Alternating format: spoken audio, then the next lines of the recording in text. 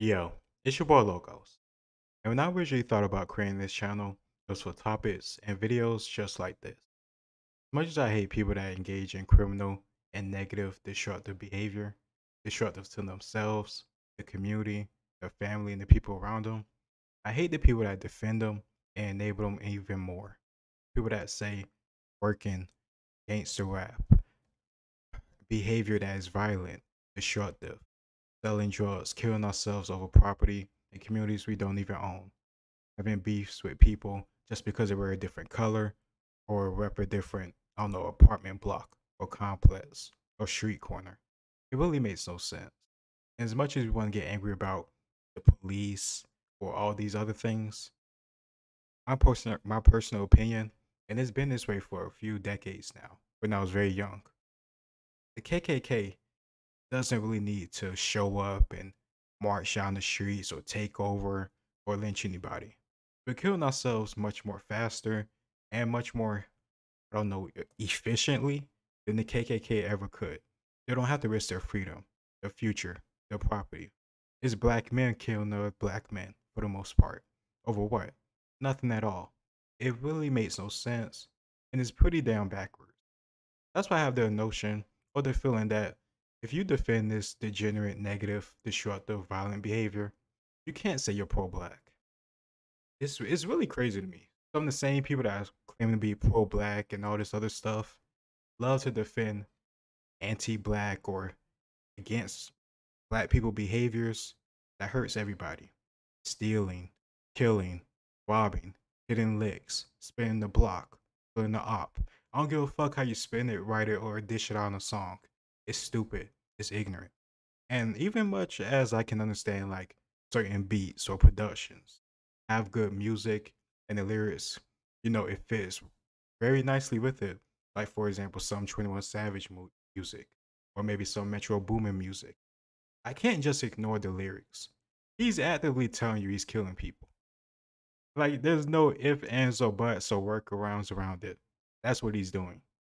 I don't understand why we glorify it. It's very stupid. It's very ignorant. But that's only one aspect. I want to see what this woman got to say. It's very rare that I talk or react to black women that more so on my side on this stuff. I reacted to that Sexy Red video, and that girl was trying to defend it. And I think this girl gonna talk about that stuff too, but I don't know. Let's get into it. How did we get here? How did we go from this to this? From polished and dignified to sagging pants and bonnets? From songs about upliftment and empowerment to songs about lasciviousness and degeneracy and this and this? Pretty sure it went pretty viral. I did a video on it. It didn't get a lot of traction, but either way, these topics need to be discussed. But there were some young girls, like 5, 4, 6 years old at the most, dancing and twerking to Sexy Red. And I think it's the video with Drake, and she's talking about shake that ass for me and stuff like that. And these girls are like dancing to that shit.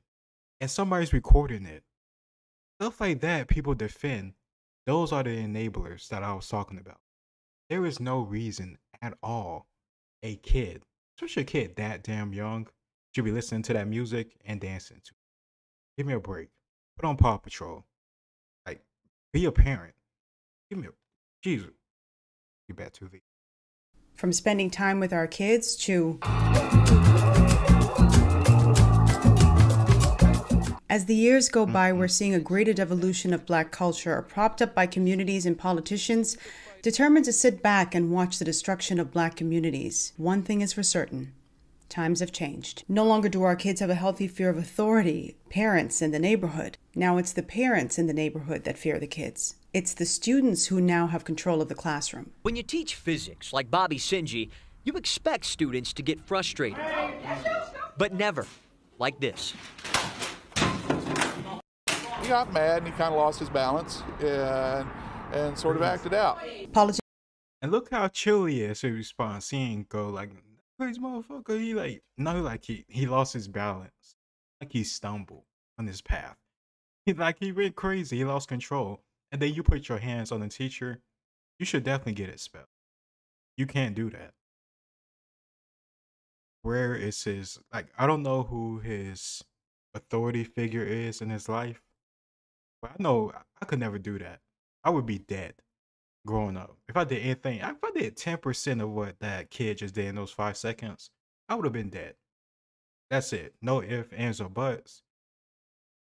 Showing out for my friends or my classmates or being upset, the payoff is nowhere near close as the punishment I'm gonna get once I get my ass home. Politicians coddle us and condone our behavior, fearful of criticizing the very constituents who are responsible for their reelection.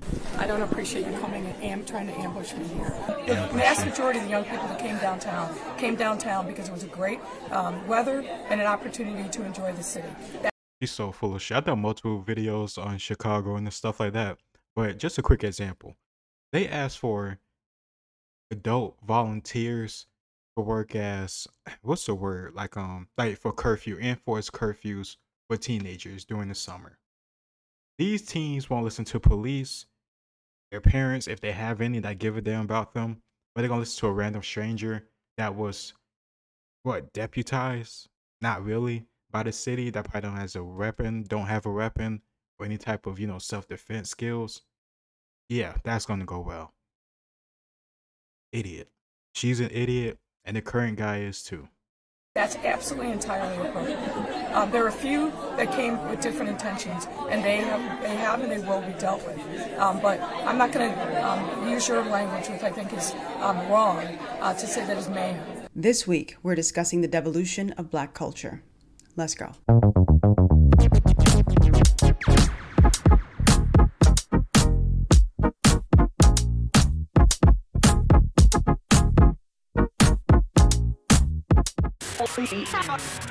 Hello everyone, my name is Rogan and this is This Bahamian Gal. On my platform I do social commentary and reaction videos. You know, whenever I do touchy videos like this, I can expect one of three reactions in the comments section. The first is from individuals who are in full agreement and alignment with what I'm saying. The second is from individuals who are in slight agreement with what I've said, but they usually have a lot of excuses and explanations for why Black people behave the way they do. The third comes from those in absolute denial who demand that I stop speaking because I don't have permission or authority or the right to speak about Black issues in America because I'm not American. For some African Americans, white people and other non-Black people are not permitted to speak on Black issues because if they do, well, they're racist.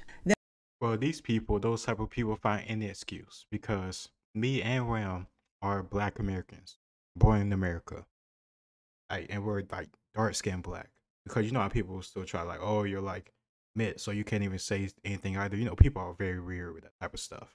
When we talk about racism on the outside, we still do it on the inside. People are very stupid and ignorant. But my whole point is people will make an excuse if they don't like what you say, and then what you're saying gonna have some type of accountability or logic, and they can't do that themselves. You're a coon. You're a racist. You shouldn't talk about it. They just want to do what they want with, no guilt. They probably have some guilt in the back of their mind, but they don't care about that. They don't care about consequences for themselves, other people. Be my nigga. He ain't hurt nobody. Ignorant shit like that. Then, of course, Black people from African nations or the Caribbean try to weigh in on the conversation, and they are also barred from having these conversations because they're not American. If they speak out of turn, they are considered tethers and coons because they're simply just trying to kiss up to white people. Then finally, there are African Americans who don't like the trajectory we're on, and they're fearful of speaking up because every time they do, they're labeled Uncle Toms and sellouts. Let the record reflect that I am those type of people that think that aren't worth caring about. In fact, a Black woman, and I have no intention of not speaking on these issues if I think that they're affecting our community. So I say all that to say this. If you are someone who is bothered by someone's difference of opinions and thoughts, and you don't like having your faults called out by someone who is not American, then this is not the video for you. Just log off. Black culture as a whole is not degenerate. And for those of you who are watching and you think that Black culture is simply African American culture, you are wrong. Because Black culture also includes Caribbean culture, African culture, South American culture, European culture. There are Black people all over the world, and they have their culture and their mores. So it's not just American culture that we're referring to. So now that that's out of the way, let's get into the crux of the video. I remember growing up and seeing Black people taking so much pride in who they were and what they stood for. Just to see Black people in their element when I was growing up was something special. I saw people who were well-read, who were educated, who were sophisticated, who were polished, and honestly, almost regal. But it seems somewhere down the line, our culture just started to become incredibly degenerate. I don't know the nexus of it, but it's just been going downhill for a number of decades. And I know that without serious condemnation and intervention, things are only going to get worse for us. I'm going to start with the low-hanging fruit here, and I'm going to start with how we just stopped caring about our parents. When you look back at men and women in the 40s, 50s, 60s, and even 70s, I think there was just something so elegant about the way that we carried ourselves. Even though a lot of Black people were not rich, they didn't have a substantial means, they didn't have the finest threads. You just look at the way that they dressed, you could tell that there was a great deal of pride in the way they looked. They wanted to show people that, hey, we are elegant people, we are decent people. And at that time, a lot of people viewed Black people as less than their white counterparts. Even when you look in the 70s and you saw those men and those women with their big afros, there was such a huge sense of pride in the way that they looked. And you could tell by the way they walked down the street that they wanted to look fresh, they wanted to look clean. So we've always been interested in looking nice as a people. Today, the landscape is completely unrecognizable. I see Black women going outside with bonnets on. They not just to the food store either. I'm talking about government buildings and offices. They're wearing these bonnets, pajamas, just attire that really should be left at home. Men are walking around with sagging pants or wife beaters. It looks like some of them just rolled out of bed. I like to share my stories. I know some of you are like sick of my stories, but I'm an observer. I'm always watching what people are doing, how they're acting in public. And so I like to share these stories just to kind of drive the point home. I remember being in JFK Airport. I was there with family members and we were waiting at the carousel for our luggage to come. And these two Black girls were standing there in pajamas, these huge silk bonnets or satin bonnets on their heads and fuzzy slippers. It looked like they just rolled out of bed and not just came off of a plane. And if that weren't bad enough, as everybody's standing there waiting for their luggage, this girl proceeds to take out a toothbrush and put toothpaste on her toothbrush. And she started brushing her teeth at the carousel. And I looked over and I saw some Black folks just looking, and you can see the condemnation in their eyes. You could see the internal head shake. I looked over, I saw some white people just watching it, just their eyes were just on them. But these are the things that we do. And what always bothers me is that we always have someone who will justify that type of behavior. They think there's nothing wrong with it. And then we also act like we don't have a shared ethnic, excuse me. We act like we don't have a shared ethnic image. Like, for example, me as a Black man, if I'm going down the street and I see this guy sagging his pants, and it's just beyond like the normal sagging, it's just absolutely ridiculous. You know, as a Black man, at least I do, and me and Ram had this conversation before and he agreed with me. You feel type way because you're like, damn, he's kind of sort of representing you when somebody else, I don't even see you in the future or anywhere at all, but they still gonna see that and see a Black man. If you get what I mean, we have this shared ethnic image. And don't act like this is just a pure Black people thing. Because Black people do the same thing towards white people, Asian people, Hispanic people, this and the other. Like, everybody does it. So we just need to, stop acting like we don't have it ourselves and then make excuses when people do stupid, I don't know, lazy, ignorant stuff like this. And I don't know if these individuals are trolling or if they are just poorly socialized, or they might be people who do those things so they get upset when someone calls another person out, because that is what they do. I roll my eyes every time I see a young man with the pants hanging down to the point where their underwear and sometimes the butt crack is exposed. And I've walked behind so many men just looking at their butt cracks. It's like, what are you doing? You're outside in public and you're dressed like this. There's nothing wrong with wanting to be fashionable. I know that fashions change over the years, and I'm certainly no prude, but I also don't want to see your butt crack and I don't want to see your underwear. Every time I see a Black man, teenager, young preteen, whomever, or grown man with their pants sagging, I always think about this show that I watched years ago called Lock Up. There was a guy on that program, and I'm sure many of you know him or have seen him at least. His name is Fleece Johnson.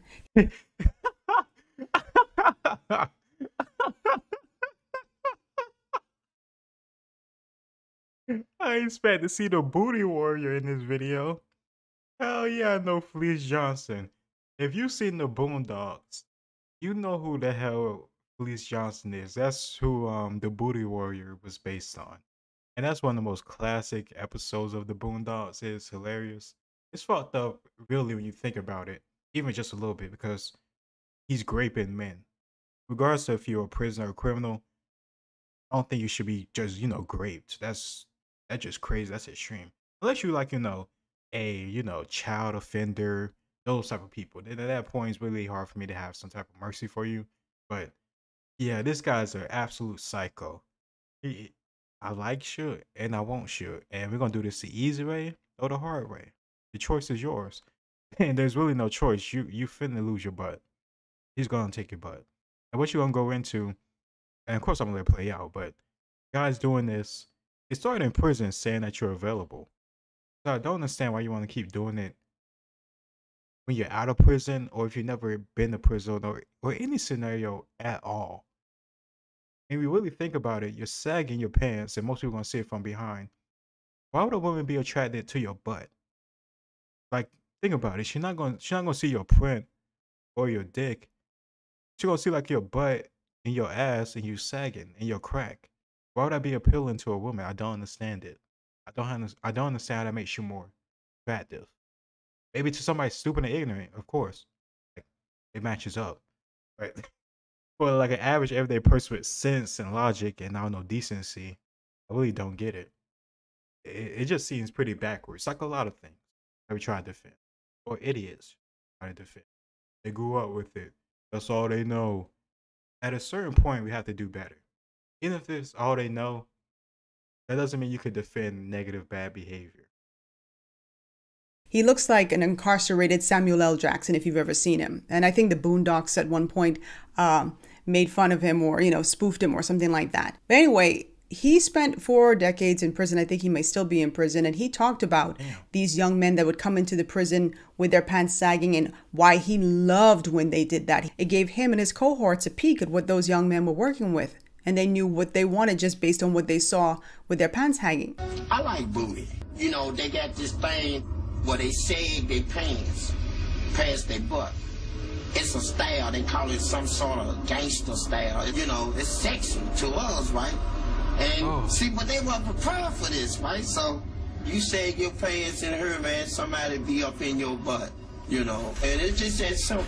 Every time I see a black man with his pants sagging, I immediately think about fleece. Let's talk about our treatment of women, how we treat our women. I am a firm believer that a man is supposed to love and respect a woman. But I see that there are so many black men who just don't know how to do that. They are very disrespectful towards women. I've never seen an Asian man calling his girlfriend or his child's mother or his wife the B word. I've never seen it. A lot of our men. I never understood that even growing up at a young age. Like, girls call themselves, I'm a bad bitch, I'm the bitch, I'm the top bitch, I'm the finest looking bitch, all this. Call yourself a bitch. They call themselves a bitch, but then if I call you a bitch, I'm a bad guy, you get upset. Like, you were just a bitch 5 minutes ago when you was hyping yourself up. But when you do something stupid, I call you a bitch. You're not a bitch anymore. I don't care how they think they're trying to mean it. It's idiotic. Have some respect. Grab it to being a lady. Or, just a nice woman. Can't just be that. That's not good enough. You gotta be a bitch. Bad bitch. But then you want the guy to respect you, treat you right, and see you as his queen. I'm a queen, bitch. Like, that is... Those contradict so much. Like, how you have respect for yourself, but you also... Well, you have respect and you want to be the highest title in the land. If we're going back to original origination, or origin of, the queen title, but you somehow a bitch. A female dog. Explain it to me. And will disrespect our women and hurt them emotionally or physically sometimes both. And they see nothing wrong with it. And it's not condemned in the community. A lot of times if a woman is beaten, people say she deserved to get beaten. She looked for that because she did X, Y, Z, or she's annoying or whatever. I personally haven't experienced that, but I have heard of like stories from people that I don't know personally, like through, the internet and stuff like that. Of course, there are psychos with that mindset. thinking a woman deserves to be hit because she gets upset or because she didn't cook something you liked or she didn't wash the dishes.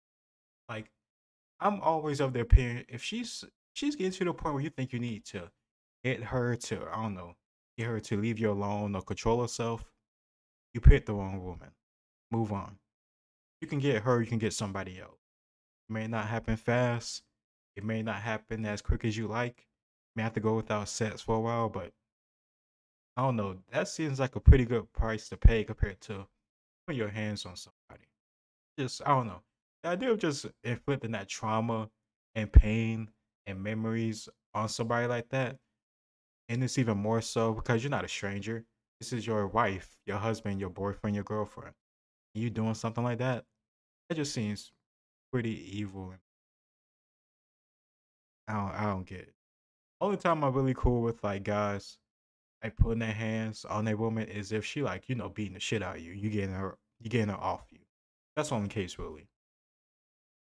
But outside of that, like you can't just be lashing out, losing control of your emotion, man or woman. It's ridiculous, and it's ridiculous for two different reasons. One is blatantly obvious. Well, both are pretty blatantly obvious. For the guy, you're stronger, you can do more damage. And for all the emotional reasons, trust, love, betrayal, all that type of stuff. And for the woman, I think it's pretty messed up because he can't hit you back. He's not supposed to hit you back. So why are you putting your hands on him when you know it's not equal? If you hit him, it may leave a mark, especially if you hit him multiple times or really hard. But if he hits you once, he may knock you the fuck out. And there's no way he can hide that. So it's just not a fair exchange. And that's not something you should be doing in a relationship anyway. Separate. Move on. It's incredibly sad because I look at these women and you can tell that they just don't even know what love is. They don't know how love is supposed to feel or how someone is supposed to act when they love them. You could just see it in their eyes. So last year I was driving on the highway. For those of you who don't know, I live here in Washington, D.C. And I saw something I'd never seen in my entire life. I was driving along the highway and it was like kind of like a bridge portion. But there were like 5 lanes of traffic. And just driving home from the salon, and all of a sudden I see cars just hitting brakes. Every car just kind of like, and they're hitting brakes so hard that they're like diverging, like they're just going boom, boom, boom, to left, right, some just veering off. And I'm like, oh my God, what happened? Because we were like on I can't remember if it was a bridge or an overpass kind of thing. And I was like, I wonder if the bridge collapsed or something for people to just be hitting the brakes like that. I finally saw what was happening. This black guy was beating the crap out of this black woman. I watched him pull her out of the car and she kept running back to the car. She had a baby in her hand and he took this woman and he was grabbing her and flinging her into traffic. That's why the cars, I guess every time she ran off, he would pull her back. So that's why the cars were kind of like going hither, thither, and yon, trying to avoid hitting her. And he beat her so bad on that highway that her top was off. Her breasts were exposed. You could see her underwear because her pants were off or her skirt, whatever. So she was topless and it was just her underwear. And the baby is crying and somebody else is trying to calm this guy down and he's just losing it on a highway, broad daylight. I'm calling 911 and the operator is saying, ma'am, everyone is calling us right now. We're sending units. Yes, we know exactly where it is. If this guy was bold enough to do that in broad daylight on a highway, what is he doing behind closed doors? Researchers say in the US, Blacks are the most likely to experience domestic violence, either male to female or female to male. That's why it matters so much. And of course, you can't see the future. You can't. People hide things, especially if they're truly psychotic like that guy. But that's why it matters so much who you pick and decide to, especially have kids with. You tied to for life, but just having a relationship. He could kill her. And there's nothing anybody could do about it because we wouldn't know until after it's done. It's really sad and messed up. Followed by Hispanic people and then white people. And the numbers are still extremely high despite low reporting. Asians, unsurprisingly, are the least likely to experience intimate partner violence. And according to a United Nations report, and they assembled a number of studies, domestic violence against women is most prevalent in Ethiopia, and up to 2/3 of women in certain communities in Nigeria's Lagos state say they are the victims of domestic violence. So this happens in so many different Black communities throughout the world. I want to talk about the over-sexualization of Black women in our community. I don't know the genesis of it. I don't know where it started, but it's extremely rampant in the Black community. I'm not going to blame everything on hip-hop because I feel like a lot of it predates hip-hop. But what I do know is that when we see some of our favorite performers on screen, on TV, or on an award show performing very lasciviously, dressed lasciviously, performing lewdly, that it does have an impact on our young girls. It does have an impact on our women. I feel like it opens people's minds up and lets them know it's okay to do these things. It's okay to be free with your body. It's okay to be liberal and liberalized. There are some Black women who think it is cute, and they say it with pride, to call themselves a B word or to call themselves hoe. Then you have women like Corinne Stuffins saying this. And now you have a problem. Because now you have a wife who you're married to, obviously, and then there's children, then there's a house, and there's 50-50, and then there's a divorce court. And now you're losing everything you built, all because you didn't marry the kind of woman you should have married in the first place, which is a woman that's going to knock your socks off every day when you come home from work. Marry the slut. Or you have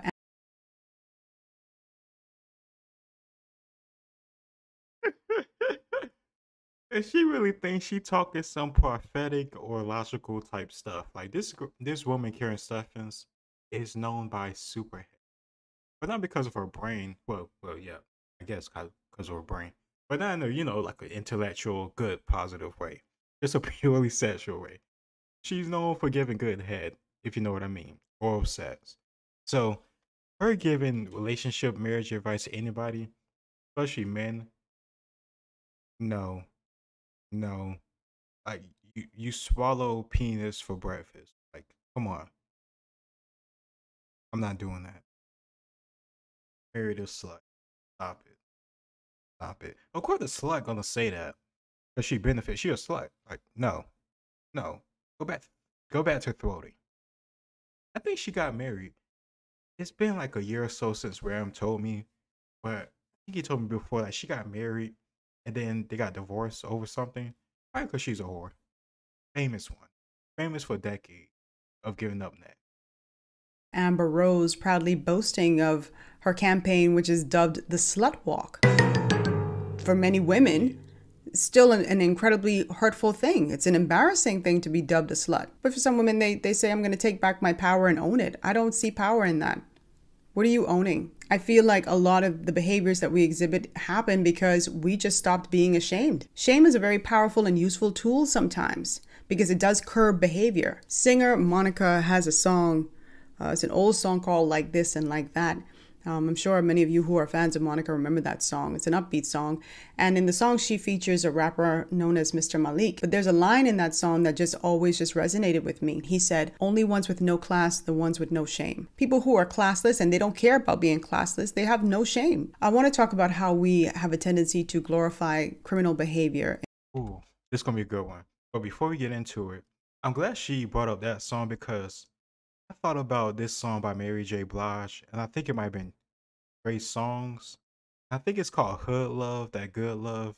And then some of the lyrics is like, well, the main chorus is like, we be fussing, we be fighting, and I be wishing that it be over, and then eventually you come back and we make that good love, that hood love. That's me and you.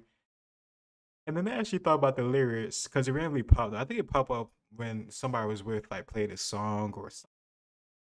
Either way, I just thought about those lyrics. Plus, my mom liked Mary J. Blige growing up, so I listened to that in the car when she was driving me to school or any other place. But when you think about the lyrics, fussing, fighting, breaking up, getting back together, it sounds very chaotic. It sounds very tumultuous, possibly abusive, hopefully not. But it doesn't sound conducive for a good family. It doesn't sound like a good foundation for a community. It just sounds like bullshit. And if it's really that good love, that hood love, and all that nonsense she talking about is true, then show me in the statistics where we see that. Why are marriages so much in the gutter? Why are they so low? What about single parent homes? Why are they so high? I don't see the hood full of marriages. It's full of baby mamas. Like, unfortunately, that's the way it is. But we have this whole myth with music where these artists can say this nonsense. Even if they don't live it, they'll be married, but they'll talk about tumultuous relationships or leaving their man like Beyonce. all the single ladies, but she's not single. She's been married for decades, even after he cheated, who knows how many times. So, like, come on. But all this music say the opposite, and women go for it and buy it. They care more about the, I don't know, the fantasy compared to reality. It's really weird. In our community, and even worse, we make excuses for it. Oftentimes, links are made between rap music, hip hop music, or violent films or violent TV shows and the Black community. And I've heard community activists, community leaders saying, "Oh, the community and these young children are seeing what they or imitating what they see on TV." Is it a case of life imitating art, or are these things happening in the communities and art is imitating life? We also have this no snitch culture that feeds into our criminality. I did a video on this last year. And if you haven't watched that, please click above and watch that video, because I remember just being really upset by the fact that there was a guy who I profiled in the video, who was like, even if something were to happen to my friend, if he were hurt and I knew who did it, like, I'm not going to tell the police.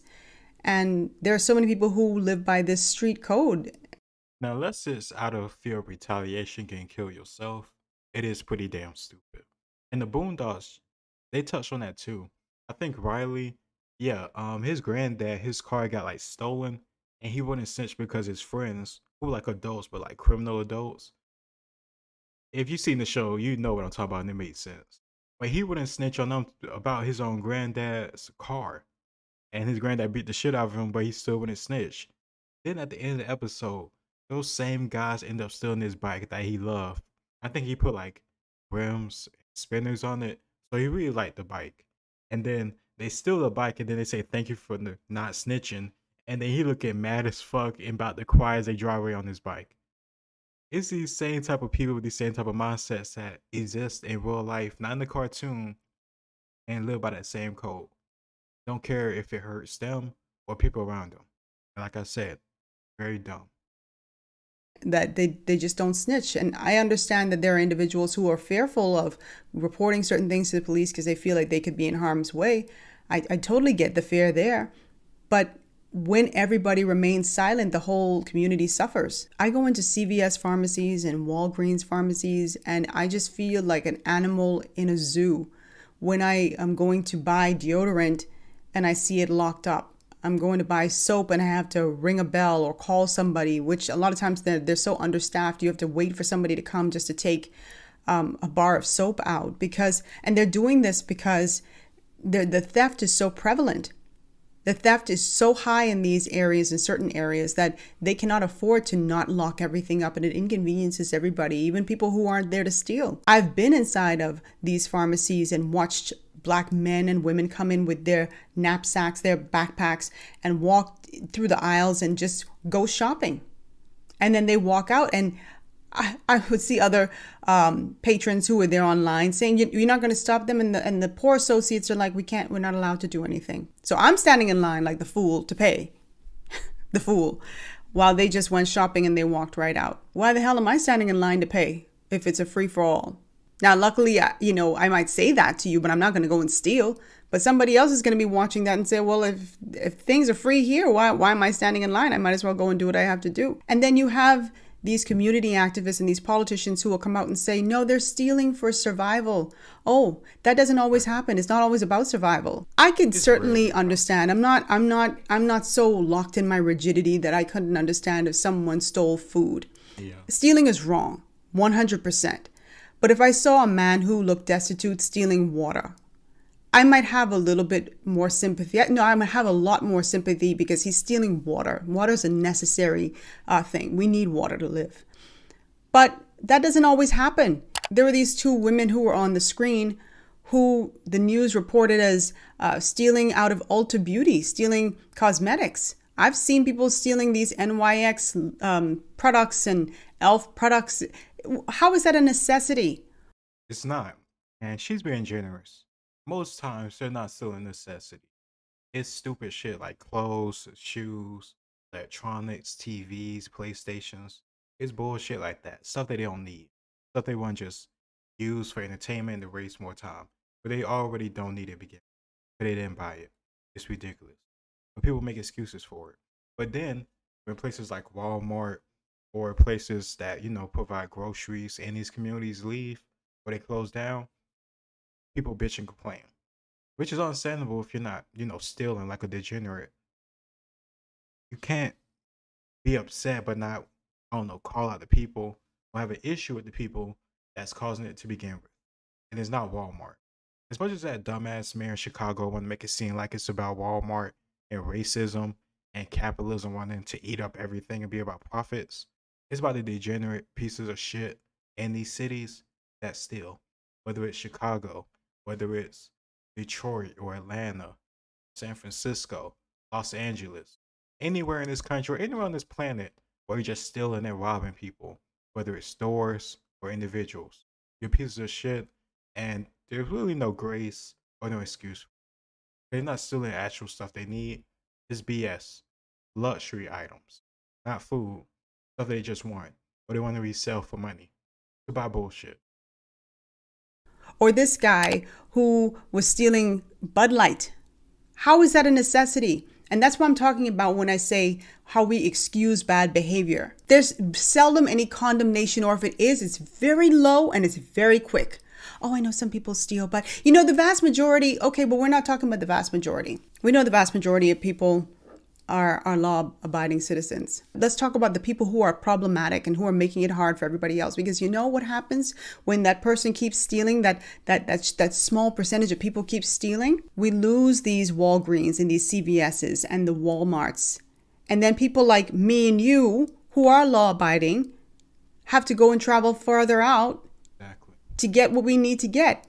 And this is that same way with the riots, where idiots burning shit down because they upset, quote unquote, about whatever they may be upset about.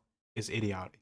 You burn down CVS or Walmart, now everybody in the community gotta go further, spend more gas, use more time, take the bus, whatever it may be, to get the stuff they need. But of course they don't think about that. They're selfish, degenerate, useless. They don't produce anything, not productive to society. They're just draining. Like I said multiple times, and she said too, there's no excuse for it. Everybody gets hurt by it. And then people that be stealing like this, they don't even have the ability to even understand economics and the fact that Walmart selling these items at a loss or so cheap, it's very hard to make a profit. So when you steal stuff, they're really losing even more money. So they have to mark up things even more. Where Walmart is cheaper compared to vast majority places. I really don't know any major chain that's bigger, but also cheaper or more affordable than Walmart. But these degenerates don't care. And it might be okay for us because we have cars, but what about elderly people or younger people who can't afford that stuff, who don't have transportation, and they have to take public transportation just to go to the pharmacy for medication? We don't think about those things.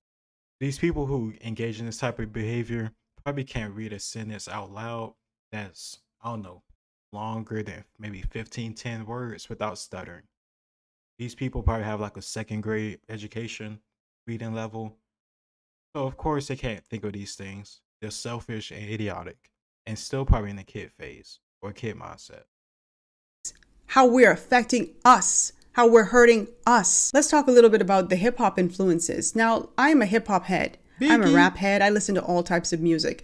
And I don't believe that rap and hip hop are inherently bad.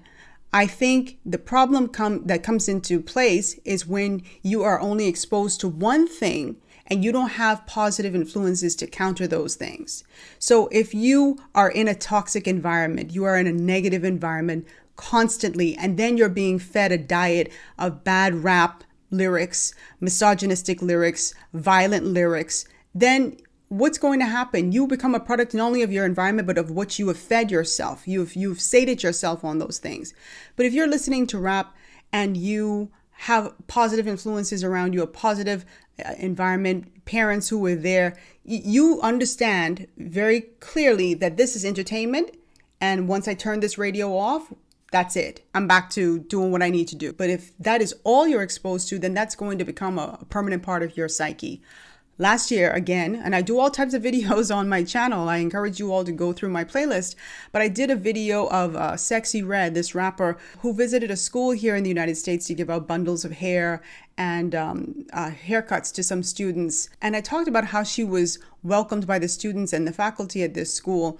And I questioned why she was even invited to speak to these children, considering the types of lyrics that she puts, the type of music that she puts out and the lyrics that she puts out. And I'm not going to rehash that video.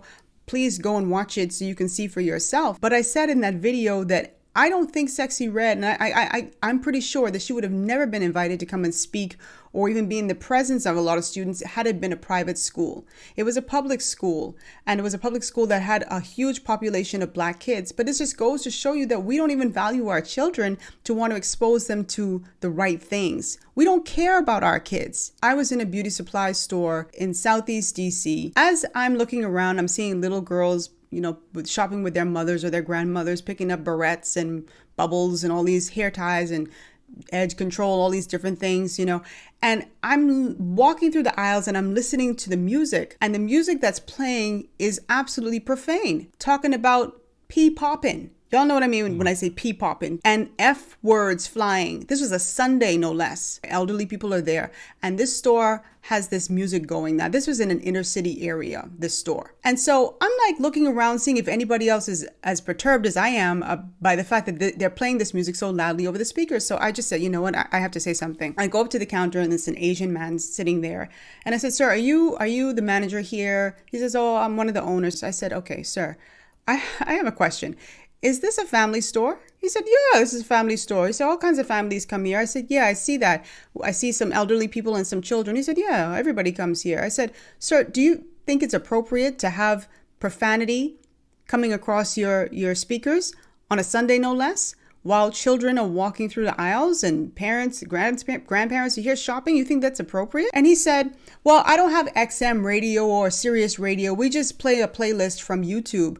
I said, sir, well, it's all fine and good that you're playing this from YouTube, but why are you playing music that has profanity in it? Surely they have playlists on YouTube that are clean cut. Whether you're playing some nice R&B music or you're playing country music or you're playing classical music or 80s or 90s music, you have playlists that you can put in and put no profanity and they will come up. And he was just like, yeah, but you know, this is the playlist. I said, so you're okay then? Because you keep telling me it's the playlist. You're okay just playing this stuff, totally disregarding the fact that there are children walking around here. So this is not a family store. And I kept thinking about it. And you know why he felt comfortable playing that kind of music? Because it was an inner city store that was predominantly patronized by Black people.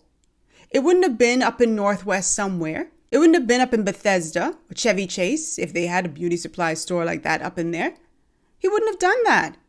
And the fact that we as Black people, the fact that I was the only one to go up to the counter and say, sir, and I wasn't nasty with him or anything. I just was like in total disbelief. The fact that one of the parents who was holding their daughter's hands didn't walk up to that man and say, hey, you should turn this off. My kid is in here. Like, what are you doing? We show people how to treat us when we say nothing, when foolishness happens. So as I'm getting ready to walk away, because I'm like, you know what, if this guy is going to keep playing this stuff, I'm out of here and I'm not buying anything. He waved to me and he says, I'm changing it. And he changed it. To his credit, he changed it.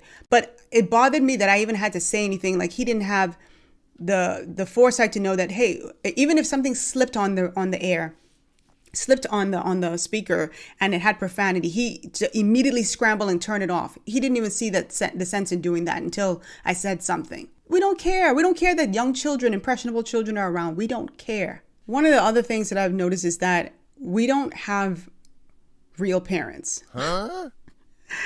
Now, when I say these things, ladies and gentlemen, obviously we have incredible parents in the Black community. For those of you who are watching, you're going to say, I'm a real parent. Yes. Well, if this does not affect you or apply to you, then leave it on the table. Just leave it there. This does not affect you. It does not apply to you. It's not going to apply to each and every one of you. But I'm talking about the individuals, and you know the individuals I'm referring to when I say we don't have real parents. We have children masquerading as parents, raising children and grandchildren. I know a grandmother who is in her 30s. I see young boys, 11, 12, 13, 14, 15, standing outside, smoking weed, smoking cigarettes, hollering at other young ladies who are 11, 12, 13, and calling them the B word or calling them hoe. I've seen this with my own eyes in our community. We have too many parents who want to be their children's friend more than their parent. We have devolved as a community in the sense that we had a time, and I'm sure many of you over a certain age remember, that if you messed up as a kid and your neighbor found out, I don't know how it is here in the States, but in the Bahamas, your neighbor used to discipline you. Your neighbor used to yuck you up real quick. You might get spanked, especially if you were like on the other islands in the Bahamas. You just might get spanked by your neighbor. And if you were stupid enough, I almost said bold enough, but if you were stupid enough to go and say to your mother or your father that that person spanked, then you get another cut hip. Where you go and reporting somebody because they tried to help you and in essence help me as the parent. These days, when you have a relative or a friend or a neighbor or a virtual stranger trying to help, they get trashed. Byron police charged Cambria Darby with child neglect. The Walmart employee who recorded the video has since been fired. She placed the boy in a cart basket, only wearing a diaper, and that's when she started recording. You know, she was being like very rude and all that, so. Teachers are quitting all over the country because they're fed up with not only low pay, but having to play warden. Hold on. Parole. I just want to go back. That man was trying to talk to her about how she's acting, and she gonna get in his face and tell him some lower your voice. That's another thing. This whole lack of respect for elders, each other in general. If he didn't shut up, what was she gonna do? Knock him out? Hit him? Like seriously, what were you gonna do? I hate when people do that type of thing. When you doing it against somebody, you know you can't do anything against. You can't fight him, you can't beat him, but you're still gonna get in his face, disrespect him, and do this other stupid shit, especially when you're in the wrong. Ignorant, degenerate behavior. Teachers are quitting all over the country because they're fed up with not only low pay, but having to play warden and parole officer and corrections officer with children in their classes. They have no power to deal with abusive students. They have administrations that do not support them. As a matter of fact, they'll quickly dismiss a teacher, fire a teacher before they get rid of a bad student. You have kids fighting teachers in school. Who wants to go to work every single day and be abused and have no recourse? In the case of that physics teacher, the student came back 30 minutes later and apologized. And I understand from a subsequent news report that that boy's mother also sent in an email apologizing to that teacher. But why? But here's another thing. I'm sorry I had to cut off right there. But here's another thing that teachers have to deal with. Your performance is dictated by your students and how they perform on tests, exams, standardized tests for the state or for, federal or state agencies, that type of thing. So that restricts you, and the way you can teach should make it more engaging, and it makes you more stressed out about whether or not your students can actually retain the information and use it on these exams. Also, you're not really teaching so they can learn, you're teaching so they can memorize things to pass these exams, making education worse, less engaging, less enjoyable for the students and for the teacher themselves. And then you have the part of the parents, which is really where I thought of this from. If a parent isn't engaged, they don't give a damn about their students' behavior, performance, their trajectory, there's really nothing a teacher can do to really help that student, because so much time is spent with that parent. Of course, this teacher has them for depending on the grade level, it could be 8 hours if in the elementary school, but high school, middle school, it could be only for an hour or two because of multiple periods, and they change teachers depending on the subject. So you need your parents to be on their students by having good grades, studying, doing the homework. But when these parents don't give a fuck, rather be friendly and friends, you don't get that. And then the teachers suffer, everybody suffers. It makes school overall bad for everybody, but nobody thinks about that. Why are we expecting teachers to be skilled in de-escalation? They're there to teach. They call that man, that teacher, a hero. I don't know about that. I felt like bad behavior was rewarded that day. And people are saying, oh, you know, you did the right thing. He did the right thing by sitting there and being abused. No, I totally disagree. There's never any excuse for that type of violence. And I know that had the roles been reversed and that man had pulled back and punched that boy, he would have been fired. He would have been called a racist. And maybe that's why he sat there and he took it. Who knows? But it would have been completely over for him and his career had he fought back. But that type of abuse is exactly why teachers are starting to fight these kids back. I don't care how good of a teacher you are. And I love it when they do. It's bad for the career, but I love it when they finally give these piece of shit students some actual discipline that they clearly don't get at home. They don't have a father around. They don't have a mother around that give a shit about them. They don't have any type of authority figure or respect for authority. Any type of elder.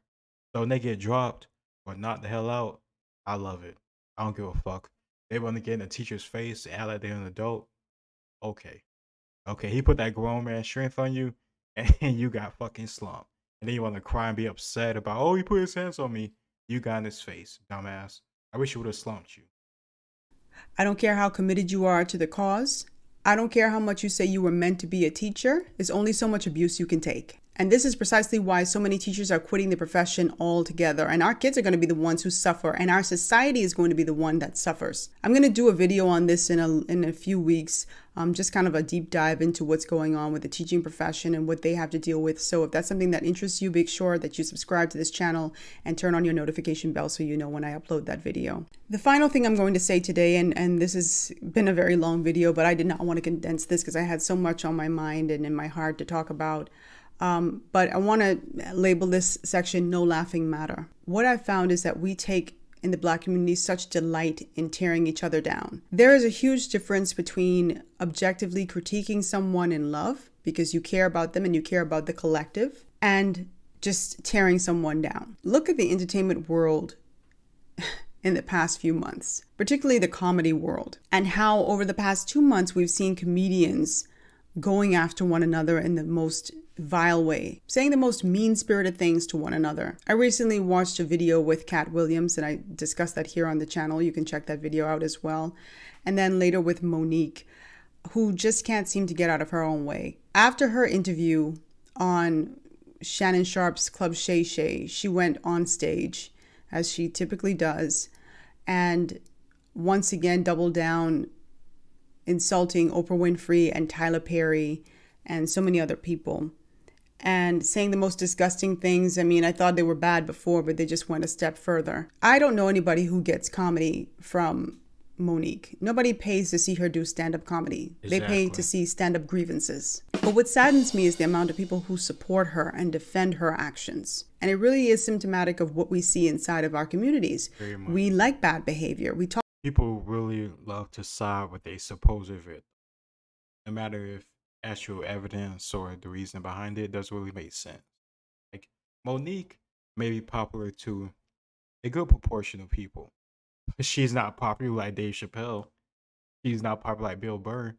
So the whole idea that she get their type of money from Netflix or anybody is laughable. It's absolutely ridiculous. And I remember that whole stuff kicked off years ago. I just had to bring that up. It's similar with RGP Henson. I did videos on it. So it's not like I'm afraid to say it. It's not good to see somebody, you know, cry.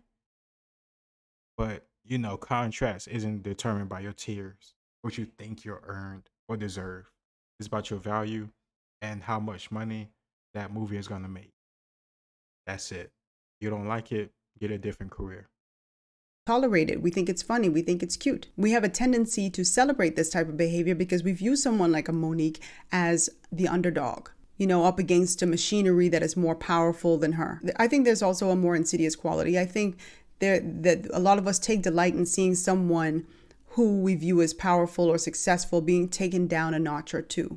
We love seeing the mighty fall. And I think our desire to see that definitely clouds our objectivity. As for the way forward, I think it's high time that many of us in the Black community stop giving our own people space to destroy our communities, to destroy our culture, and to destroy all the things that our ancestors worked so hard for. All the sacrifices that they made are being upended because some people are just being selfish and don't care about the greater good. It's time for us to stop being a safe haven for bad behavior. It's time for us to challenge politicians who want to keep us locked in our victimhood and dependent on them, who think you're too stupid to know right from wrong. Someone watched a video of mine last year, it was this video up here, and said, good video, too bad the people who need to hear it won't hear it. And my thought was, some seeds drop in good soil and some seeds drop on concrete. But I'm a firm believer that someone's going to come along and kick that seed off the pavement and into soil. And whether that happens today, tomorrow, in a year, 3 years, or 5 years from now, the person who is meant to get the message will get it. And I cannot concern myself about the people who've closed their ears and their minds to the message. If that's what they choose to do, that's what they choose to do. That is life. But it will affect the right person. It'll make them think. So here's my question of the day, ladies and gents. What is the biggest challenge facing Black culture today as you see it? Very simple question. Drop your comments down below, and everyone is invited to participate in this conversation. Everyone. That's the first thing. Secondly, let me say this. I will not tolerate anybody disrespecting my audience down below in the comments section, and I certainly will not tolerate anybody disrespecting me. I always say attack the argument, not the host. Yep. I am the facilitator of the conversation. I have my thoughts, and you are free to counter every and anything that I said here today. But don't attack me. Don't be disrespectful. Don't be rude. Don't be nasty. Like another YouTuber said one time, I've invited you into my home. This platform is my home. This is my home. Y'all are guests, and I'm happy to have you here, but I'm not going to be disrespected in my home. So say what you have to say, but say it with love. I'll see you guys next week. Thank you so much for watching. Bye. I would say the biggest problem with Black culture, or the easiest way to fix it, is just, accountability. When you go back to the whole sexy red stuff, gang violence, the music, all the different things that she mentioned, how to treat women, bitches, hoes, sexualization, all these different things, goes back to accountability and also, self-respect, standard. Maybe I guess that's the best way to summarize both standards. Having standards and sticking to them. That doesn't mean you're a bad person if you don't reach them, or you make a mistake, or you stumble, or you fall off. But that doesn't mean when you do something bad, we make an excuse for it, or say it's a good thing, or it's a part of who we are. It's ridiculous. I hate it. But I really like her content. I like this video, so I'll probably do more. Let me know if you enjoy it. We share pretty similar thoughts on every single thing. Who knows if that's going to be the case in the future. But with her thoughts on sex ed, the title of this alone, and some stuff I think I'm gonna get out of it. Oh yeah, with this guy, this piece of shit. Yeah, I think I'm pretty much gonna agree with a lot of stuff she says. But I have no idea. I have no issue with disagreeing with somebody and reacting to it. Obviously, I just did like 3 or 4 FD Signify videos. He is the complete opposite of her. Like, it's always somebody else's fault. Capitalism is racism. Everything's about your race and all this other stuff. About power, patriarchy. He is such a slimy. But either way, I have no problem with reacting to stuff like him or her. Both sides. Agree or disagree. Let me know what you think in the comments. Like, share, and subscribe. It's your boy Logos, and I'll see you next time. Peace.